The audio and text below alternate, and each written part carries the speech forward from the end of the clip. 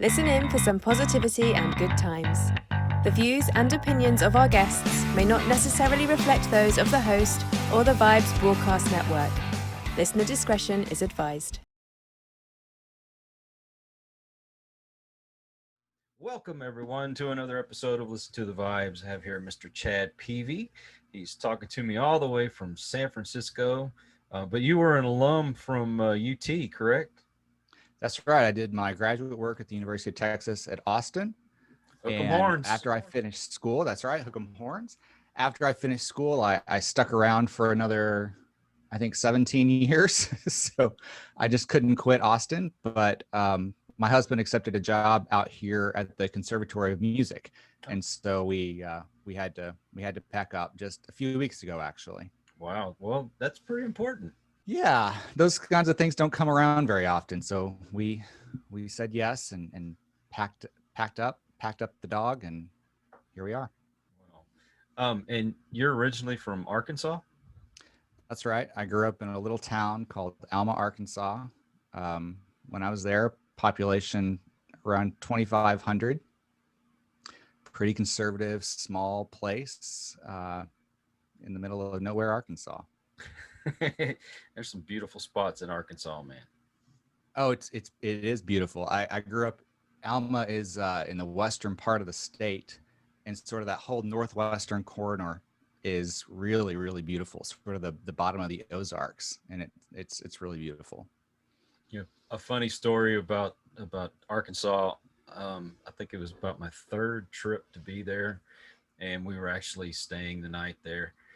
And I'd walked out on our little balcony or whatever, and it was Sunday, and I'm out there and I was drinking a beer. This was back in my drinking days, and people were giving me the weirdest looks, and I'm like, why are people looking at me so weird? And then I found out that they really frown on drinking on Sundays. So yeah, that's right. Sundays are for the Lord, and you can drink all the other 6 days. that sounds typical. Yeah, that sounds about right. All right, so let's get into what you do. Okay.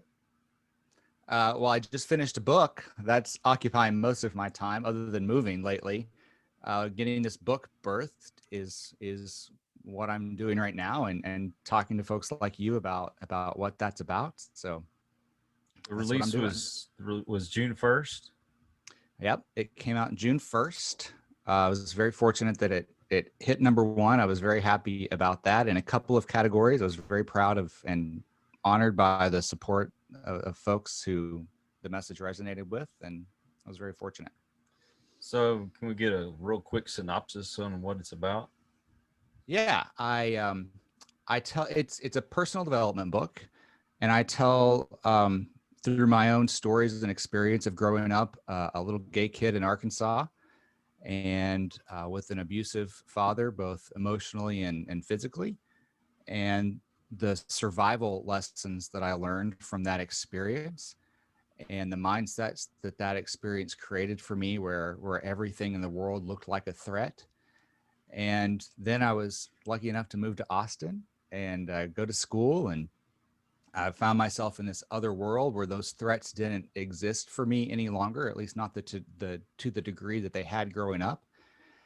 And I didn't have any skills to function in this new world where not everything was a threat. I still saw everything as a threat.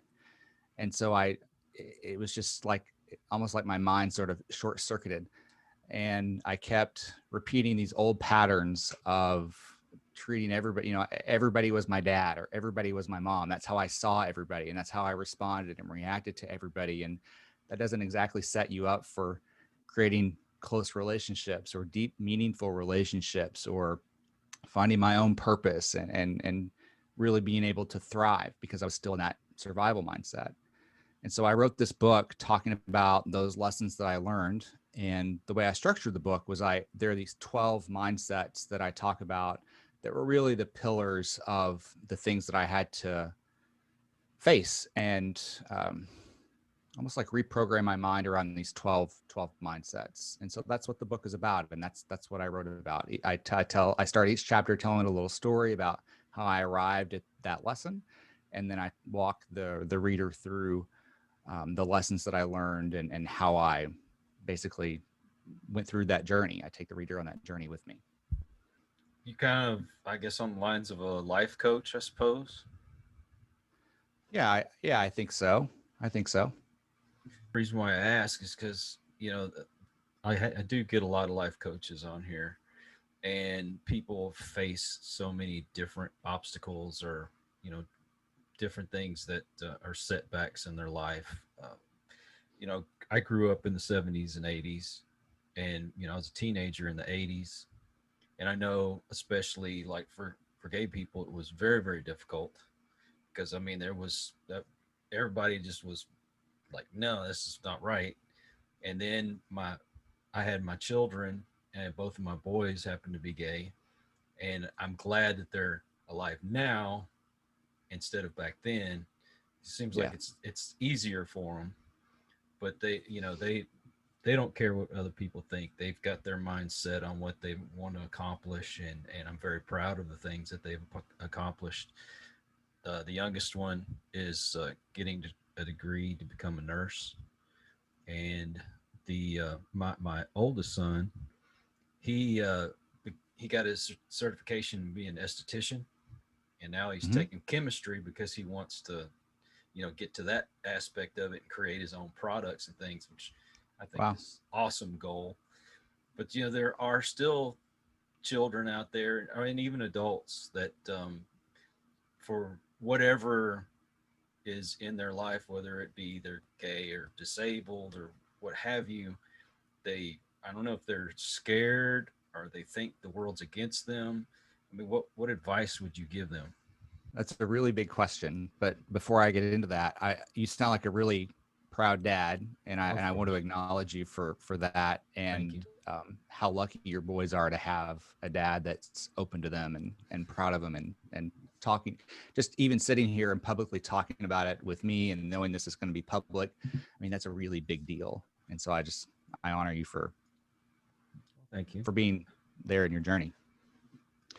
Um, yeah, I think you said they feel like the world is against them, and I don't think that's hard to see. I don't think that's an unreasonable way to feel, um, because it can feel like the world is against you. I did this. It was meant to be kind of a funny little. Um, I don't know. This is Pride Month here in June, and I did this thing on my Facebook page here recently about 10 things that straight people should never say to a gay person, and some they were meant to be cute and funny, but they were real. Hmm. And some of the responses that I got were, why is there even a need to put something like that out? Like, who would ever say something like that to a gay person anyway? And I'm like, well, everything that I'm telling you, all 10 of these are things that have been said to me or my husband or someone that I know in the last year. Wow. Things like, I love you and I'm so glad that you're happy, but I don't approve of your lifestyle. Uh, asking questions about my sex life, asking me if I do drag. Like, these are just kind of inappropriate questions that I don't think a straight person would. I don't know. I'm not a straight person, but I would never think to ask a straight person, like, about their sex life. Like, what do you like in bed? Like, that's just awkward to me and inappropriate. Yeah. But but it's almost like I feel, or one of the other things that I said was, you're not gay enough. People will tell me, oh, you're not that gay. It's like, well, what exactly does that mean? I'm not gay enough. There seems to be this idea that people have to be gay a certain way, almost like what you see on TV or represented in the media it's like this caricature of what it means to be gay. And if you're not that kind of gay, then you're not really gay. And so, yeah, it can kind of feel like the world is against you when you get these kinds of questions and you see, I don't want to talk about politics, but there is a political element that if you watch the news, state legislatures trying to pass things that are overtly anti-gay or anti-LGBT community as a whole. And we're in Pride Month, and Pride is supposed to be a celebration, but Pride started out as a riot. And Pride Pride is a reminder every year that there's still a lot of work for us to do and to be done. And so I'm kind of rambling on here, but if I were to say, give advice in that area, that's really hard for me to do or even say out loud, that part of it. But if I were giving someone advice, it would be, it's okay to feel that way. Talk about that a lot. Talk about why you feel that way. Talk about that, why you feel that way to the people that are allies and care about you and love you, and go all the way through those feelings, because I don't think that they're made up. I don't think that they're not real. And I think it's important to talk about it and process it. I'm not sure that doing that's going to change the world, but it could change you, your world, how you perceive it. It can help you understand that even though you may turn on the news or see something on social media that's hateful, it can, by talking about it with people that love you, it can remind you that you have a support system around you and people that care and love you, no matter what you may be seeing going on out there. So that's what I would say about that. I know that was a long, rambling answer. Oh, no. But that's what I've got. All right, so you say you start your day off meditating, which Yep. something I really should do a lot more of. I mean, I do it, and it does help. The affirmations are, I guess, what really gets me through the tough times. But can you kind of go through how you do your meditations?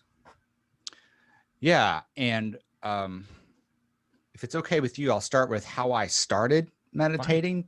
Perfect. And I'll get to where I am now. So when I started meditating, I deal with a lot of depression and anxiety, and I have since I think it was first recognized in me when I was in like fourth grade, and I started seeing the school counselor when I was in fourth grade, and so that's how far back my battles with mental health go. And so I've been in therapy since then, in and out, and more in than out. And I've had over the years, and I write about this in the book a lot, I come up with what I call my plan. And I have to be really vigilant in how I approach my life, because I know that depression and anxiety are just a part of my makeup. And so in my journey, I've found things that work and things that I know definitely trigger that depression and anxiety that I have to work to avoid. And one of those things that I found that works for me is meditating. And when I started meditating, I found it really, really painful. Because just the idea of sitting there and doing nothing for someone whose mind kind of has a tendency to race is just flat out painful. But I was committed to it. I read a book called 10% Happier by Dan Harris. And that was really the starting point for me of, okay, there's something to this meditating thing. And what I liked about Harris's approach was I had a hard time getting into the more woo-woo parts of any personal development. And Dan Harris was just extremely pragmatic about meditation and sort of Eastern philosophy. And I loved it. So I started practicing, and I started out, I think I could go for 3 minutes just sitting there with my eyes closed in silence. And it felt like that was like 3 hours of sitting there. It was just so painful. But I kept doing it. And every day I would just, for 3 minutes, just sit there and close my eyes. I didn't do anything special.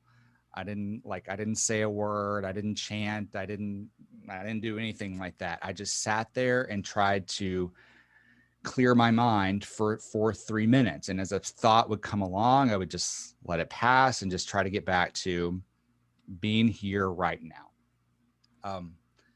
And so I did that for a long time. And then I got up to 4 minutes, and then I got up to 5 minutes. And then it was like, okay, that was too short. I need to go to 6 minutes. And I just incrementally kept doing that. And it helps. It helps a lot. And so that's been my journey with that. Now I'm up to like 20 minutes, and I'll sit there for about 20 minutes. Thoughts still creep up for me. Invasive thoughts still creep up, but I just let them go.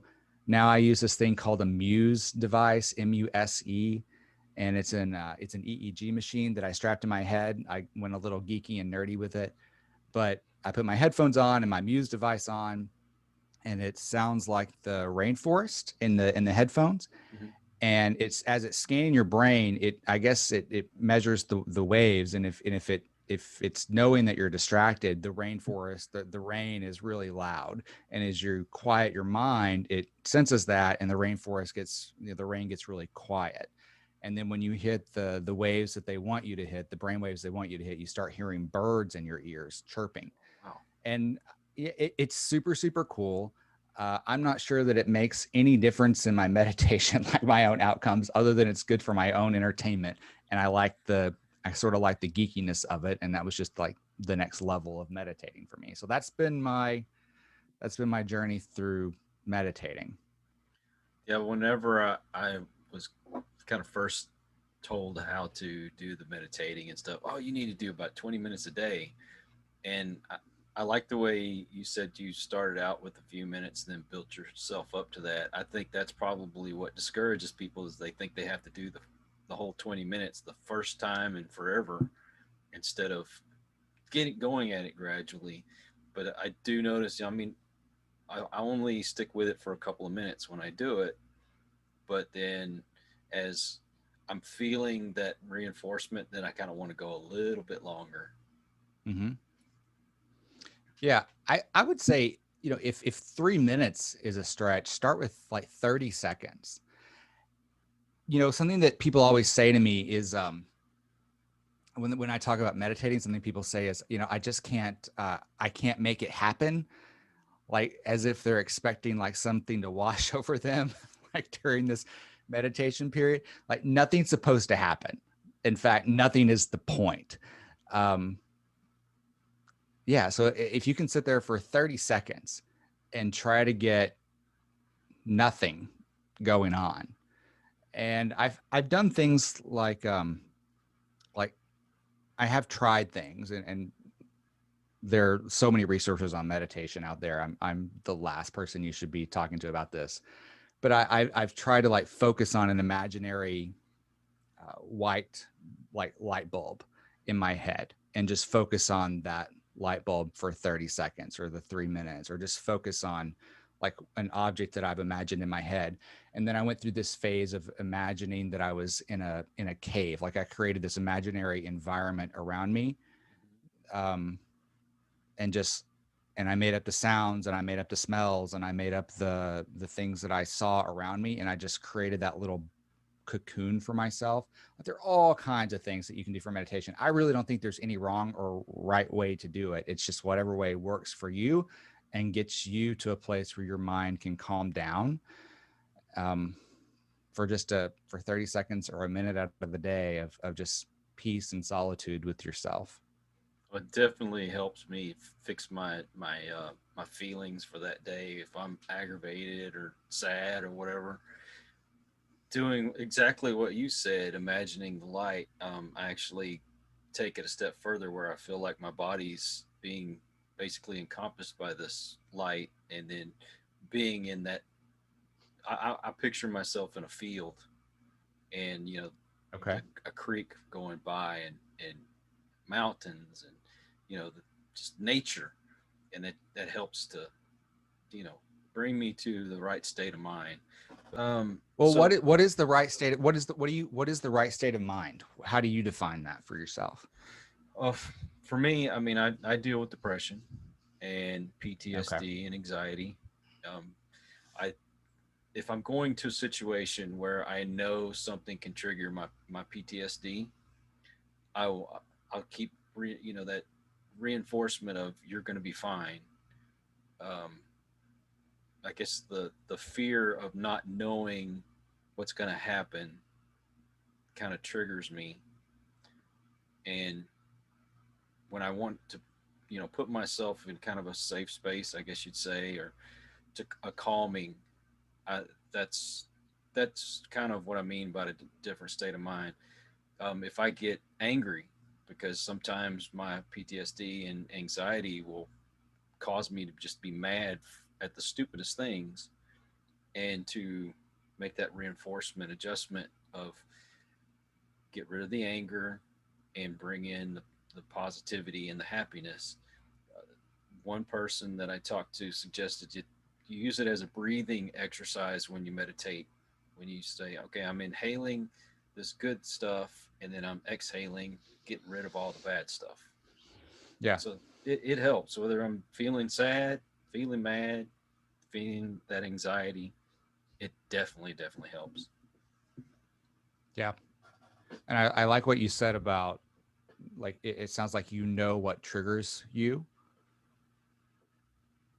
And I think that's equally important as like the things that we think we need to create in order to reach a certain state of mind is knowing what happens by default that's going to create that for us. I have to do that a lot. Like I know that if I eat a lot of sugar or if I go to bed too late, like there are certain things that I know are just going to create a crappy next day. Um, I but I don't think we pay enough attention to that. And I think meditating can actually help with that, just bringing an awareness to what's going on in the here and now, but also reflecting on, I may feel like crap today because I went to bed way too late, or um, I'm not getting the social interaction that I need, or I'm not talking to enough people right now, and those things are creating this feeling of loneliness or feeling of sadness or whatever. So Yeah, that lack of sleep for me really triggers things. I have insomnia real bad. I mean, I've gone through every sleeping medication you could think of the doctors have prescribed. I'm at like the strongest you can possibly take at home, and I feel like I guess my body's gotten so used to it, it doesn't do anything for me anymore. mm, And even with melatonin being put in the mix, I still don't get enough sleep. I don't. I'm like you. When my brain gets going on something, it just seems like it doesn't want to stop. yeah, yeah, Let's get a little bit more into your book. sure. So exactly, I mean, is it like advice kind of thing, or is it just mainly, hey, this is what I went through. I just want to give you what's happened to me. Yeah, I really tried when I was writing it to I offer in each of the 12 different mindsets. I set it up with the story and I talk about just what I went through and how I arrived to, hey, this is a problem. This is why you're stuck in this area.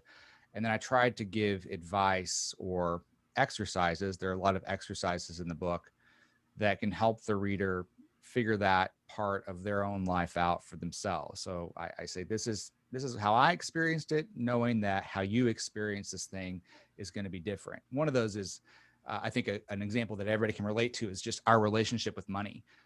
That's one of the chapters is uh, money mindset, and I talk about my own challenges, and I talk about money as if it's another person. It's a relationship that we're in, and there's really no avoiding that relationship.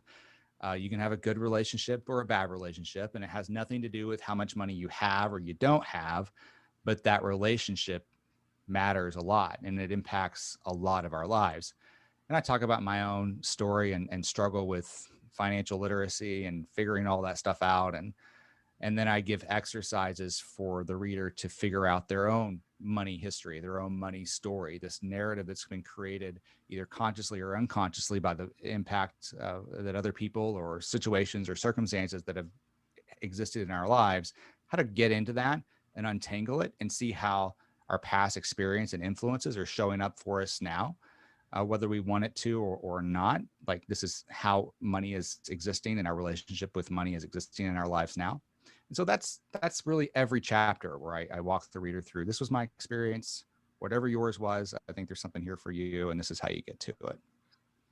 I'll give you my situation.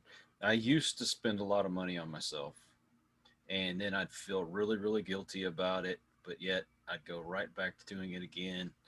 Now I don't do that as much. I like spending money on other people, and I get myself in trouble when I do that.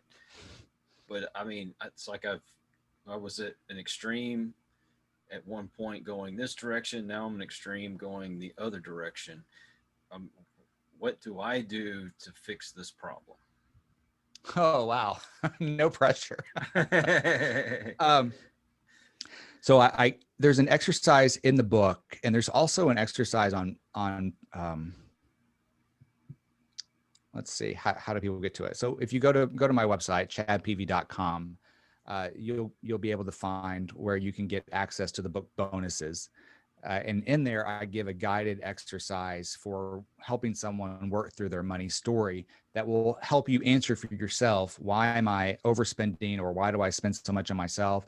And it almost always, I would say 99.9% of the time, has something to do with the message we received about money growing up, or the message we received about money through experience once we got a little older. Um, Especially when we first start out, like as young adults, we're either echoing or rebelling against the message we received about money as a child.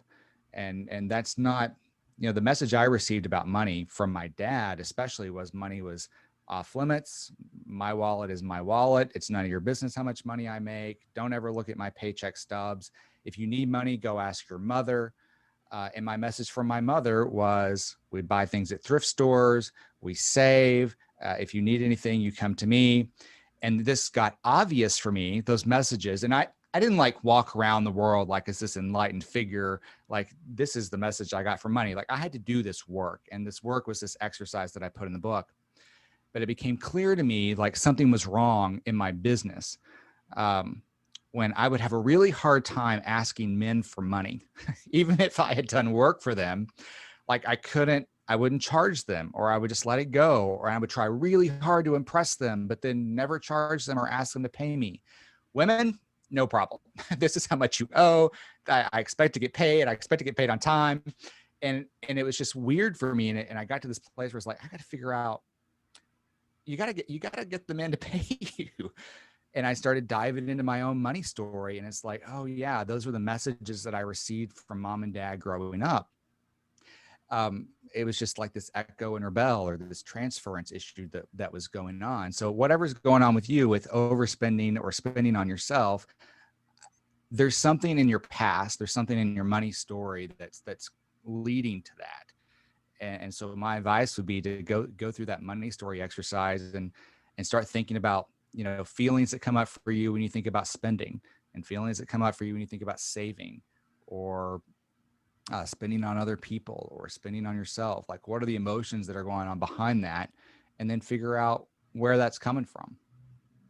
I kind of think a lot of it has to do with the way I watched my mother when I was growing up, because my mom loved to burn through money, and it was either going out to eat, or buying the latest gadgets, or something we really didn't need. And I don't know, maybe that's part of it. I think maybe I'm trying to fill a void. um, I was just there's so many things that I feel kind of factors into what I'm doing wrong. Well, that you're being really, really hard on yourself. Um, just doing it your way right now. But so when you think about like when you saw your mom spending, what what do you think that message was for you? What did you take away from that? It seemed like that, it didn't mean that much to try to save anything. It was just about get. What can we get next? Mm. And it's kind of hard to describe. I would get upset, but yet I'm finding myself doing the same things. Yeah, so you're echoing the message that she gave you, right? Pretty much. What was she spending money on you? Sometimes, mostly that was here's, $20, go to the restaurant around the corner and pick us up some burgers and fries or some tacos or something like that. I mean, of course, always got good at birthdays and Christmas and stuff, and there wasn't a whole lot of okay, we're at the store, what do you want, kind of thing. Mm-hmm. That's So in that way, you've sort of rebelled, right? At least you were when you were spending money all on yourself. It's like, well, if mom's not going to spend it on me, I've got it. I'm going to spend it on me. Does that resonate with you at all? oh yeah, yeah, that makes a lot of sense. I never really sat and thought about it until right now. Mm-hmm. I like to do the money work because it brings up so many other things. There were so many messages about our relationships that stem from how we use money, like money in terms of our power, money in terms of our withholding, money in terms of our giving or connecting, how we spend it, how money reflects our values.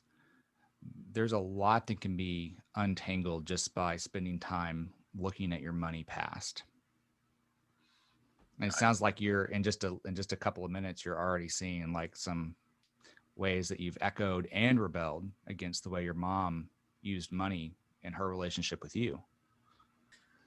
yeah, I say I got to where I started feeling guilty about it, but yet, especially like my grandkids, I see something at the store. Oh, they got to have this. Got to have this. Got to have this. And I mean, they already got enough, but I don't know. I feel like they need more. I'm accomplishing something by giving something to them or to other people. Hmm. You know, they say behind guilt is resentment. Where guilt exists, there's also resentment. I Mhm. wonder where that. I wonder what that might be for you. I don't know. You know what? I would probably freak a psychiatrist out with all the crap I've gone through.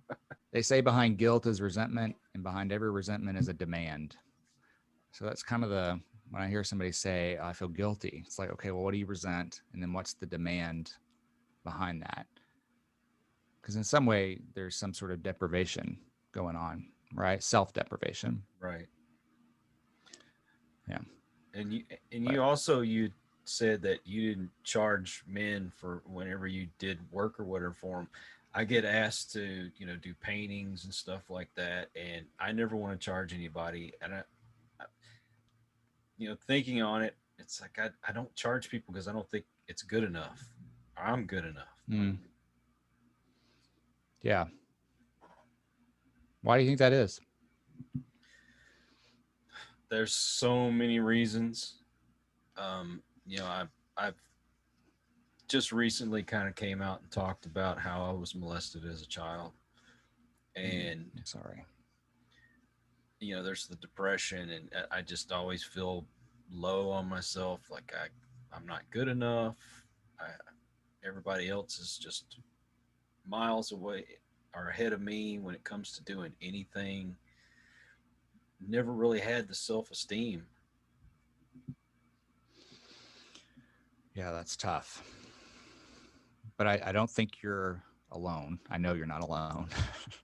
I think we all deal with that to varying degrees. I'm so sorry to hear that and that you go through that. I mean, I used to, I guess, I made myself out to be such a victim until I decided I wasn't going to be a victim any longer. That's when I finally Mm-hmm. started actually dealing with it. Because I mean, I went through the breakdown, spending time in a mental institution, the whole 9 yards, and all the Mm-hmm. therapy, and they wanted to throw drugs at me and all that kind of stuff, and until I don't, I am not a doctor, and so I'm not recommending people to do this, but I slowly got myself off of those drugs and then went to the meditation and affirmations and things like that. My wife has been an integral part in changing the way I view things and my attitude. Although it still creeps up on me from time to time. Of course Until it I does. I had to take a more aggressive approach to it and decide I'm not going to be a victim. I've survived it, and but I still don't have the self esteem that's killing me. Well, you're working on it. I mean, you're doing the work even right now in this interview, just like talking to me about it and being as vulnerable as you're being. I mean, you're doing the work. It's all, I think about it like a recipe, like you're putting yourself out there with this podcast. It sounds like, you're really proud of your kids. Like you've got things in your life that br- could bring you pride and self-esteem. Like there's this recipe being created there. But I think what we always forget about in that recipe is like, it takes 45 minutes to bake it. you True. like all the ingredients are in the bowl. But it's not a cake yet. Right. And the missing piece is time. And I mean, my hope for you is just that you can give yourself the compassion and the permission to just keep putting in the work and keep doing what's necessary, because it sounds like you're doing it. It sounds like your wife is really supportive, and Very. you're doing these podcasts, and it's just like, okay, now all the ingredients are there. Just got to give time its due, you The know? well, the whole point of the transparency is I know that there's people out there that have got to feel like I do, have been through similar things, but they don't know Yeah. where to turn.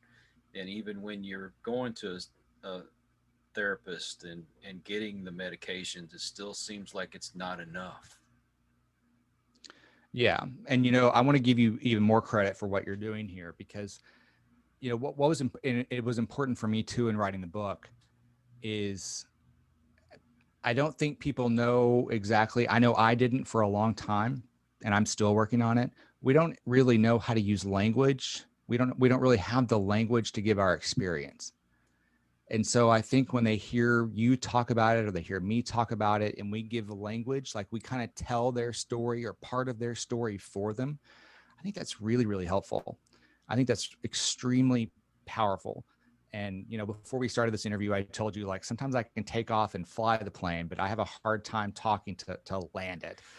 And that's, we're all going through that. Like, we're all experiencing that, where it's like what I'm feeling and what I'm experiencing, language just isn't adequate enough to express it. True.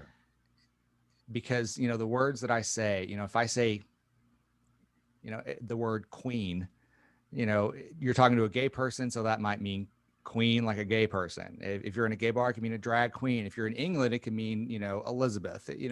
Like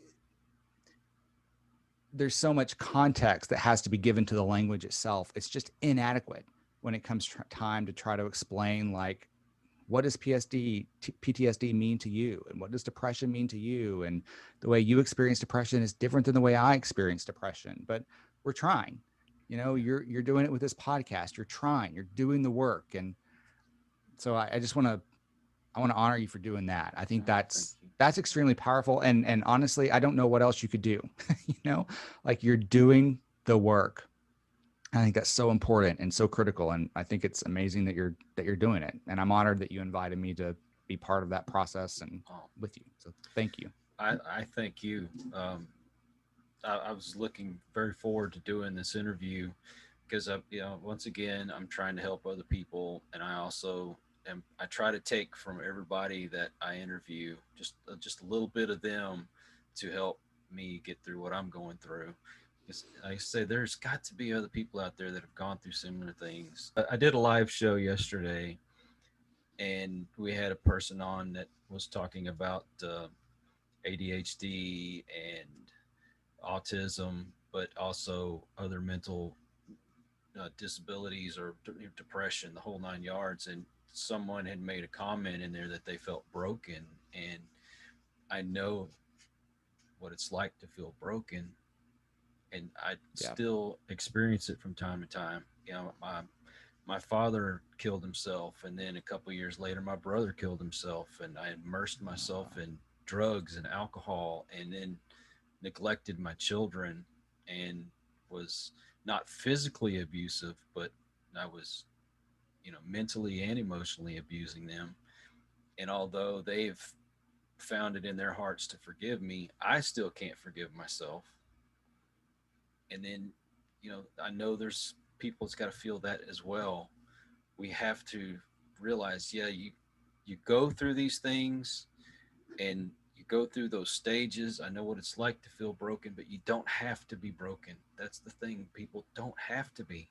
They just have to Yeah. decide they don't want to be anymore, and look for that help, and read books like yours. Yeah. I'm big on the fact that I don't think anybody's broken. Um, Nobody's broken. I think there are certainly days when things feel broken. I feel that a lot.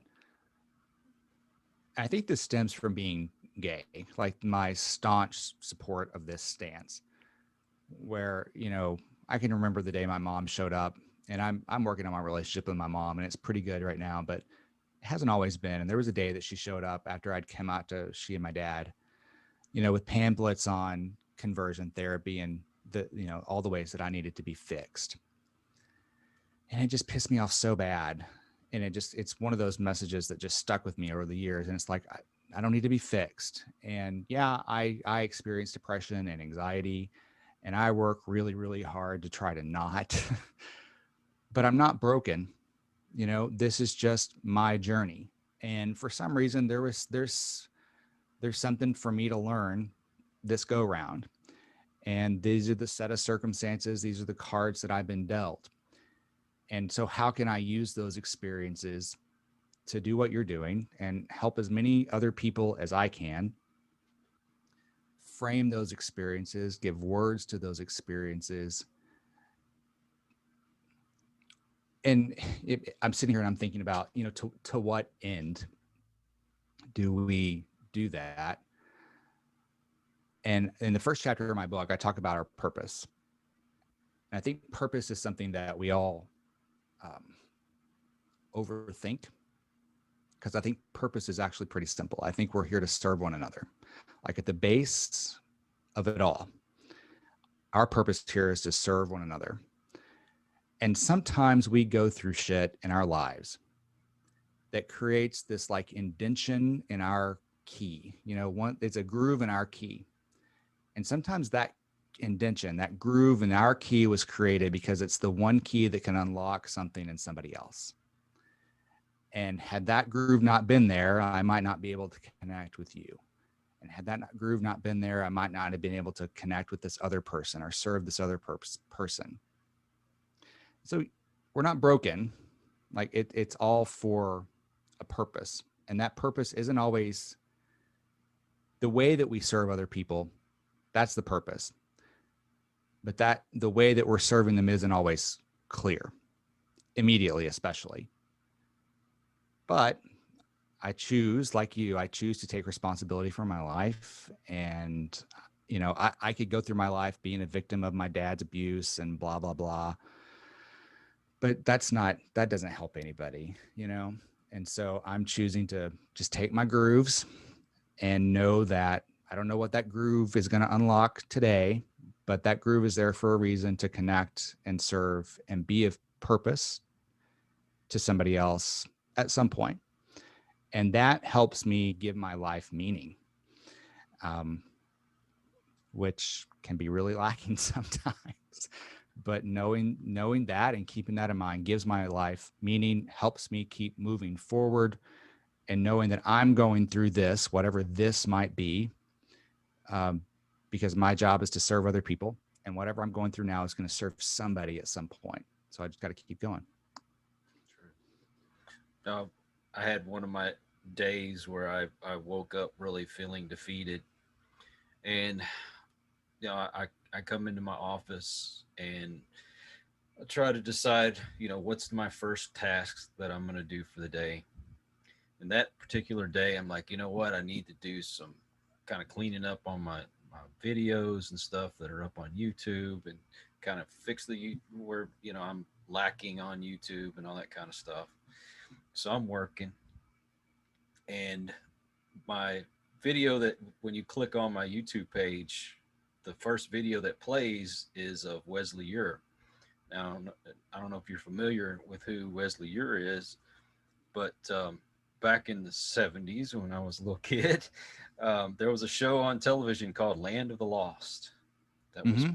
that was my Saturday morning had to watch. And Wesley played Will Marshall, and he's also created Dragon Tales, and he's written several books like the Red Wings of Christmas.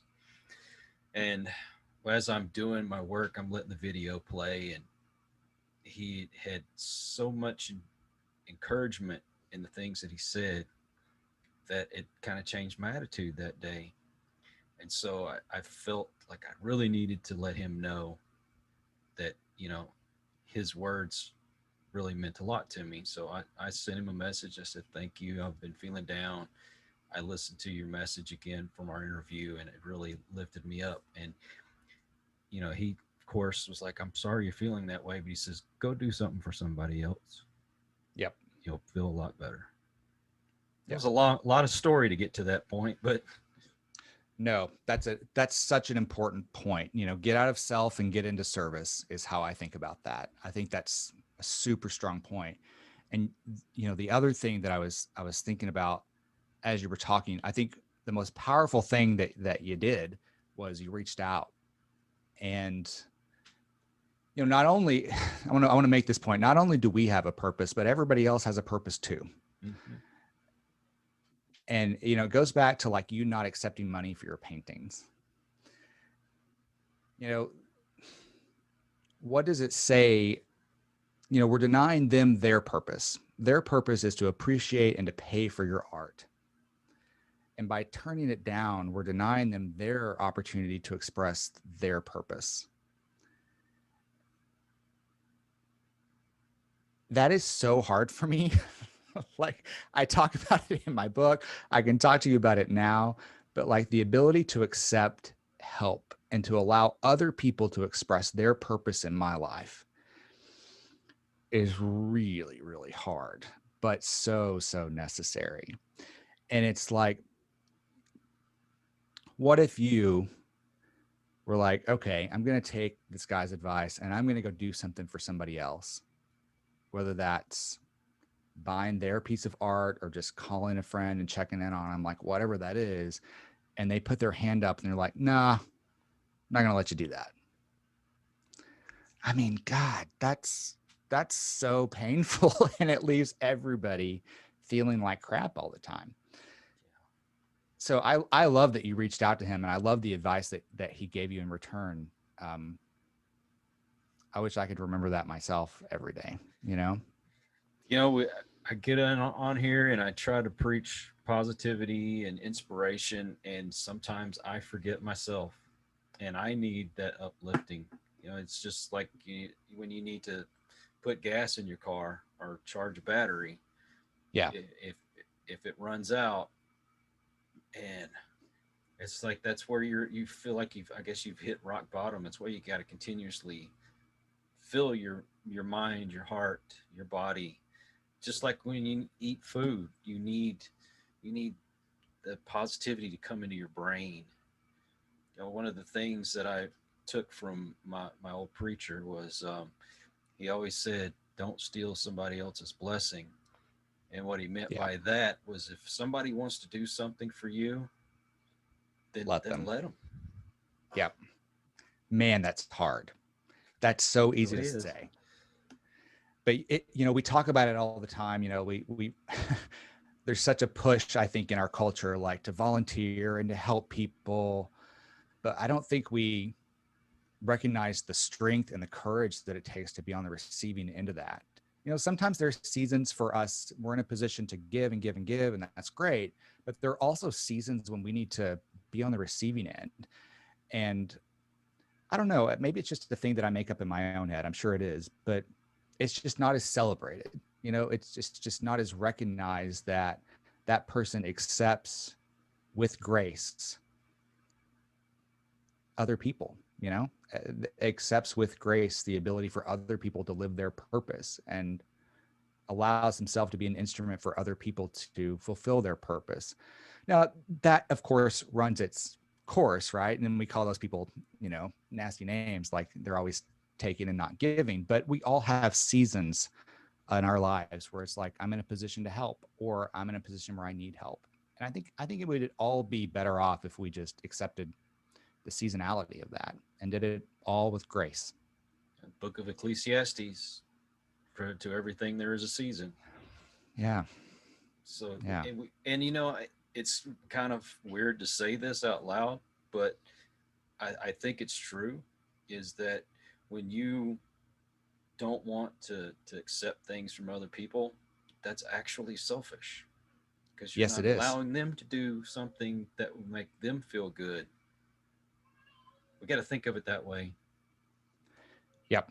I think that's a really good way to think about it. We're all very uncomfortable thinking about it like that. We think that we're doing something noble by refusing to help. And we live in a culture of I pick myself up by the bootstraps. Well, that's kind of BS. Like um we didn't get her on our own. And there's no nobility in turning people down. And I absolutely agree. It is actually selfish to deny people the opportunity to express their purpose through our lives. This feels very therapeutic for me right now. I'm so glad. So I'm gonna let you get back into the book. I feel like I've monopolized the whole conversation here. No, this has been the book. Everything we're talking about is out of the book. So this has been perfect. I appreciate the opportunity. Oh, of course. Now, have you had people reach out to you and say, "Hey, thank you for doing what you did, writing this book," that kind of thing? Because I know sometimes you do things, and mind you, don't get me wrong. If you out to do something for other people, do it because you feel it in your heart. Don't do it thinking that you need praise, because that's definitely Yeah. not why. But it's Yeah. it's it's nice when, even if it's one person that reaches out and says thank you, I needed that message. That makes me feel good. I mean, does that happen to you? It does. It's really uncomfortable, but I appreciate it and it means a lot to me. And I usually have to take a few days to like absorb it before I respond. And it's not that I'm ignoring them. It's just that it's I don't know. It's just weird to me, which is funny because I have a very irregular podcaster, but my problem with podcasting has always been the lack of a feedback loop. You put something out, and I really like talking to groups of people, like I teaching like seminar stuff, because I can feed off of their energy. I can see their faces, I can see their expression. I really love teaching like that. And I really like teaching on a podcast, but I really miss that feedback loop of like, oh, how did that hit? And I'm always guessing, like, how did that hit or resonate?